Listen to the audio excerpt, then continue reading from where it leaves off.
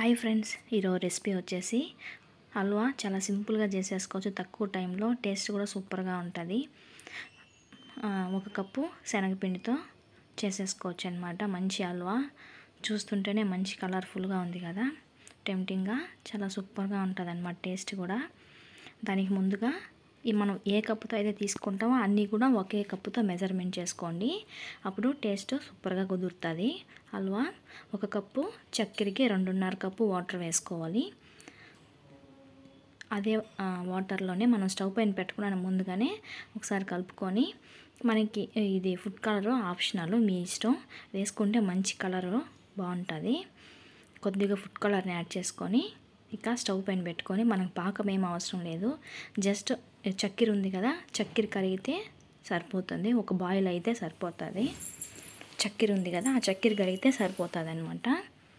ఇప్పుడు చక్కెర కరిగింది, వాటర్ కూడా బాయిల్ అవుతుంది కదా. ఈ స్టేజ్లో కొద్దిగా యాలకుల పొడి వేసుకొని ఒకసారి కలిపి పక్కన పెట్టేసుకోవాలి. కలర్ బాగుంది కదా, అందుకే ఫుడ్ కలర్ వేసింది. మీ ఇష్టం, వేసుకోకపోయినా పర్లేదు. మనం 1 కప్పు శనగపిండికి 1 కప్పు నెయ్యి అనేది పడుతుంది. 1 కప్పు నెయ్యి తీసుకోకపోయినా కొద్దిగా ఆయిల్, సగం నెయ్యి అయినా తీసుకోవచ్చు. అదే నెయ్యిలో జీడిపప్పును కూడా వేయించి పక్కన పెట్టుకోండి. మిగిలిన ఆ నెయ్యిలోనే 1 కప్పు శనగపిండి వేసుకొని ఇలా బాగా నూరగంతా వచ్చేంతవరకు, కొంచెం మనకి శనగపిండి వేగడంలోనే టైం అవుతుంది, కానీ మిగతా హల్వా అంతా చాలా సింపుల్గా అయిపోతుంది. ఈ వేగడంలోనే ఒక 10 నిమిషాలు టైం పడుతుంది. ఇలా అడుగంటకుండా నెమ్మదిగా ఇలా కలుపుతూనే, కంటిన్యూస్ కలుపుతూనే ఉంటే ఈ విధంగా కలర్ బాగా చేంజ్ అవుతుంది. ఈ స్టేజ్లో మనం ఆల్రెడీ బాయిల్ చేసి పెట్టుకున్నాం కదా వాటర్ని, ఆ వాటర్ని ఇందులో యాడ్ చేసుకుంటూ కలుపుకోవాలన్నమాట. ఒకేసారి యాడ్ చేయకుండా సగం ఒకసారి యాడ్ చేసుకుంటే టేస్ట్ బాగా వస్తుంది.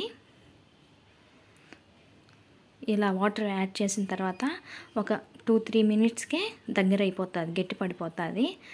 స్టవ్ మీడియంలోనే పెట్టుకోండి, హైలో పెడితే అడుగంటేస్తుంది. ఇలా దగ్గర వచ్చేసింది చూడండి. మనకు శనగపిండి వేగడంలోనే లేట్ అవుతుంది, కానీ మిగతా ప్రాసెస్ అంతా చాలా సింపుల్గా, ఈజీగా అయిపోతుంది.